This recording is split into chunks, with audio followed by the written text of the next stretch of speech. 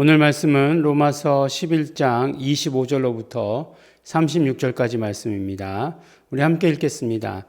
형제들아, 너희가 스스로 지혜에 있다 함을 면키 위하여 이 비밀을 너희가 모르기를 내가 원치 아니하노니, 이 비밀은 이방인의 충만한 수가 들어오기까지 이스라엘의 덜어는 완악하게 된 것이라. 그리하여 온 이스라엘이 구원을 얻으리라 기록된 바, 구원자가 시온에서 오사 야곱에게서 경건치 않은 것을 돌이키시겠고, 내가 저희 죄를 없이 할 때에 저희에게 이루어질 내 언약이 이것이라 함과 같으니라. 복음으로 하면 저희가 너희를 인하여 원수된 자요, 택하심으로 하면 조상들을 인하여 사랑을 입은 자라. 하나님의 은사와 부르심에는 후회하심이 없느니라. 너희가 전에 하나님께 순종치 아니하더니 이스라엘에 순종치 아니함으로 이제 긍휼을 입었는지라. 이와 같이 이 사람들이 순종치 아니하니 이는 너희에게 베푸시는 긍휼로 이제 저희도 긍휼을 얻게 하려 하심이니라. 하나님이 모든 사람을 순종치 아니하는 가운데 가두어 두심은 모든 사람에게 긍휼을 베풀려 하심이로다. 깊도다 하나님의 지혜와 지식에 부요하며 그의 판단은 측량치 못할 것이며 그의 길은 찾지 못할 것이로다. 누가 주의 마음을 알았느뇨? 누가 그의 모사가 되었느뇨? 누가 주께 먼저 드려서 갚으심을 받겠느뇨? 이는 만물이 주에게서 나오고 주로 말미암고 주에게로 돌아감이라. 영광이 그에게 세세에 있으리로다. 아멘. 네, 우리 이제 계속해서 사도 바울의 열망, 사도 바울의 소망을 보게 됩니다. 그것이 무엇이었느냐? 거듭거듭 말씀드리지만 바로 이스라엘의 구원이죠. 근데 결국 이스라엘의 구원이라고 하는 것을 이렇게 로마서를 통해서 강력하게 표현하고 있고, 또 이것을 우리가 성경의 말씀으로 받아 가지는 것을 통한 유익이 있습니다. 그것은 무엇이냐 하면 바로 이스라엘이 구원 얻을 것이다 라고 하는 것에 대한 소망이죠. 근데 이스라엘의 구원을 어떻게 말씀하고 있냐면, 이방인의 충만한 수가 들어오면, 그러면 그때에 이제 이스라엘의 구원이 이루어지게 된다라고 이렇게 이야기합니다. 근데 이제 이방인의 충만한 수 그러면은 우리가 이제 수 그러면 어떻게 생각합니까? 수 그럼 몇 명일까라고 하는 걸로 이제 금방 생각하게 되는 거죠. 몇 명일까?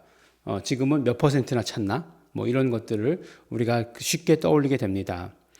그러나 하나님께서 카운트하는 방식이 인간의 방식이다라고 이렇게 얘기할 수 없어요. 무슨 얘기냐? 우리가 이제 시간 개념, 하나님의 시간 개념은 여러 번 들어서 알고 있어요. 하나님의 시간 개념이, 그러니까 우리가 시간 개념이라고 얘기하면 크로노스의 시간 개념이 있고 카이로스의 시간 개념이 있다라고 하는 것을 알게 돼요. 그죠? 그래서 이제 크로노스라고 하는 것은 몇 시에 이루어지는 거야? 그러면은 이 재림이 예수 그리스도의 재림이 몇 월 며칠 이렇게 딱 말해줘야 되는 거죠. 그러나 카이로스의 시간 개념이라고 하는 것은 그런 것이 아니죠. 모든 여건이 다 완성될 때, 하나님의 뜻이 이루어지는 모든 여건이 다 완성되는 그때를 바로 말씀하는 거죠. 예수님께서 이 땅에 오셔서 그 공생애를 3년만 사셨다. 누가 정한 것입니까? 처음부터 하나님께서 3년이라는 시간을 정하셨을까요? 물론 그러셨을 수도 있겠죠. 하나님이시니까. 그렇지만 하나님의 시간 개념은 이제 사람들이 다 믿음을 갖게 되었을 때라고 하는 것으로 정해져 있다라고 하는 것입니다. 그러면 이방인의 충만한 수가 찬다라고 하는 것도 마찬가지 개념이죠. 마찬가지 개념으로 우리가 이해해야 됩니다. 그래서 이 모든 여건이 다 형성되었을 때에, 그때에라고 이렇게 이야기하는 거죠. 근데 이제 이게 뭐랑 이제 헷갈리게 되죠? 계시록에 나오는 그 7장에 나오는 인 맞은 자의 수, 유대인 그 이스라엘 백성 중에 그 인 맞은 자의 수하고 이제 섞어놨죠. 누가 섞어놨죠? 이 신천지라고 하는 그 아주 이단 종파들이 그것을 섞어놨어요. 그래서 이방인의 충만한 수가 마치 유대인의 인 맞은 사람의 수인 것처럼 이렇게 얘기하잖아요. 예. 아니죠. 아니죠. 분명히 아닌 거를 우리가 알 수 있죠. 이방인의 충만한 수하고 유대인의 각 지파별로 해서 12,000명씩 해서 14만 4천이라고 하는 것하고는 굉장히 다른 얘기죠. 예. 그렇기 때문에 그것과 그것을 짬뽕 시켜가지고 이제 이제 얼마 이방인의 충만한 수가 차기까지 얼마 남지 않았다라고 이렇게 얘기하는 것가 아주 나쁜 것이죠. 근데 그런 거에 속아 넘어가는 사람도 잘못이에요. 왜냐하면 왜 속아 넘어가느냐? 성경을 모르기 때문에 성경을 한 번도 제대로 읽어보지 않았기 때문에 성경 말씀을 깨닫게 해주시는 것을 정확히 깨닫지 않았기 때문에 그렇다는 거예요. 속아 넘어가는 사람이 제일 잘못이에요. 속아 넘어가는 사람이 제일 나쁜 거예요. 속이는 사람보다 더 나쁜 건 속아 넘어가는 사람이에요. 알지 못하니까. 알려주셨는데 분명히 성경이 다르다라고 얘기해 주셨는데 그 숫자에 대해서 그렇게 정확하게 얘기하는 거 지금까지 역사상 많았어요. 근데 그것들이 다 어떻게 거짓으로 다 판명되었잖아요. 그리고 너무 뻔하잖아요. 그 유대인 지파, 유대인 12지파가 누구예요? 야곱의 아들의 그 12지파를 얘기하는 것 아니겠어요? 야곱의 아들 12지파 가운데 성경에 보면 땅을 나눌 때는 안 준 지파가 있어요. 그죠? 어디 지파를 안 줬죠? 레위 지파를 땅을 안 줬잖아요. 레위 지파를 땅을 안 줬어요. 그거 어떤 그 제사장 지파잖아요. 땅을 안 줬어요. 땅을 상속하진 않았어요. 근데 이제 거기에 그런 어떤 입맞은 자의 수에는 레위 지파도 들어가요. 그 다음에 이제 요셉 지파가 있죠. 그러면 그 이름을 그거라도 써야지. 근데 그게 이방인들이 그 이름을 쓰는 게 의미가 있냐 하는 거예요. 우리가 그 지파가 아닌데. 근데 더군다나 그 지파를 쓰지 않으면서 뭘 쓰죠? 보니까 요새 잘 안 오는데 우리 교회에도 맨날 편지가 왔었어요. 근데 어디서 왔냐면 요한 지파에서 왔어요. 듣도 보다 못한 일이죠. 어디죠? 어디 공주였어요. 공주였던 걸로 기억하는데 어디 가니까 마띠아 지파가 있더라고요. 그래서 이건 또 뭐야? 이렇게 생각했는데 그렇잖아요. 예수님 12제자 중에서 이제 그 가룟 유다가 죽고 나서 그다음 하나 더 뽑은 제자가 마띠아 아닙니까? 이건 예수님의 12제자의 이름을 갖다 쓴 거예요. 예. 이건 듣도 보다 못한 얘기인데, 그 지파의 수가 다 차면 이제 예수님 오신다고 그러는 건데, 그러면, 예수님을 기다리게 되겠느냐 하는 거예요. 예. 그러니까 우리가 잘 알아야 돼요. 이방인의 충만한 수라고 하는 것은 모든 여건이 다 형성된 것을 말한다라고 이렇게 얘기합니다.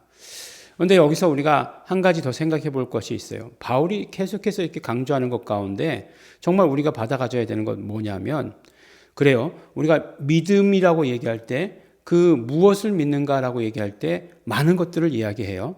근데 가장 중요한 게 뭘까요? 하나님의 창조를 믿는 것? 중요하죠. 예수 그리스도께서 이적을 행하셨다는 것? 중요하죠. 예수 그리스도께서 정말 무리를 걸으셨다는 것? 중요하죠. 그런데 이것보다 가장 중요한 믿음은 무엇이냐면 예수께서 부활하셨다는 믿음이에요. 예수께서 부활하셨다는 믿음이 모든 어떤 우리의 믿음 가운데 기준이 될 것이에요. 그런데 그 이후에 예수 그리스도의 부활을 믿는 믿음만큼 가장 중요한 믿음이라고 우리에게 제시해주고 있는 것은 무엇이냐면 바로 예수 그리스도의 다시 오심을 믿는 믿음이에요. 그러니까 믿음에 있어서 가장 중요한 어떤 그 두 기둥을 이야기하라고 한다면 예수 그리스도의 부활과 예수 그리스도의 재림이죠. 그것을 믿는 믿음이 우리에게는 있어야 한다는 것이에요. 그런데 사도 바울의 이스라엘 자기 백성을 향한 열망은 우리로 하여금 예수 그리스도의 재림을 돌아보게 해준다라고 하는 것을 우리에게 말씀해 주시는 것입니다. 그래서 우리가 예수 그리스도의 재림을 바라보아야 된다라고 하는 것 귀중한 이야기죠. 그래서 이제 이스라엘 민족과 그 다음에 이방인들 이렇게 나눠서 이야기하는데 결국은 무슨 이야기예요? 이제 이 모든 사람들을 하나님이 모든 사람을 순종치 아니하는데 가두어 두심은 모든 사람에게 긍휼을 베풀려 하심이라. 모든 사람이 다 죄인이 되었다는 거죠. 모든 사람이 다 죄인이 되어서 그 중에 누구예요? 믿음이 있는 사람이 구원을 얻게 되어 있다라고 이렇게 얘기하는 거죠. 근데 처음엔 누구라고요? 이방인들이 먼저 그것들을 시인하고 받아들였다라고 하는 것을 이야기하는 거죠. 언젠가 뭐 우스갯소리로 말씀을 나눴던 기억이 나는데, 예, 어떤 한 사람이 이제 그 결혼 생활 중에 불륜을 저질렀다는 거죠. 예, 불륜을 저질러 가지고 하나님 아버지 정말 이번 한 번만 용서해 주시면 제가 다시는 안 그러겠습니다. 예, 제가 다 뭐 마땅히 벌을 받겠으니까 이번 한 번만 용서해 주십시오라고 이렇게 했다는 거예요.